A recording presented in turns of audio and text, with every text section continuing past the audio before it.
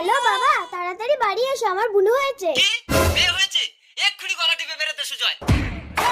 তাহলে তো মা আমাকে মারবে বাবা। ঠিক আছে রাখ, আমি এক্ষুনি বাড়ি আসছি। মা, বাবা আসছে। সুজয়, তোর বাবা আসলে বুনুকে মেরে দেবে। চল, আমরা অনেক দূর চলে যাব।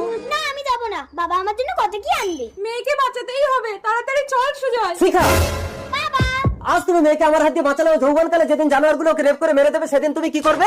ওগো দোহাই তোমার, কল্পনা করে কারো কপাল বলা যায় না। আমি মেয়েকে নিয়ে অনেক দূরে চলে যাব। শিখা, শিখা, শিখা, তুমি ভুল করছো। মা, আমি জীবন হাসপাতালে যাচ্ছি, নাইটে ডিউটি আছে, রাতে আসবো না, সেমিনার হলেই ঘুমিয়ে পড়বো। মা, অভয়া, তোর বাবা তোকে ছোটবেলায় মেরে ফেলতে চেয়েছিল, তাই তো তোকে নিয়ে এই আশ্রমে এসে 20 বছর লুকিয়ে আছি। আমি আশীর্বাদ করছি মা, তুই অনেক বড় ডাক্তার হবি। Goodbye. দুর্গা দুর্গা। সুজয়, আজ 20 বছর ধরে তন্ন তন্ন করে খুঁজে তোর মাকে পেলাম না, আর তুই একটা সিভিক ভলেন্টিয়ার হয়ে মদ খাচ্ছিস। বাবা, আমি সিভিকের কাজটা চেঞ্জ করে জীবন হাসপাতালের কাজ নিয়ে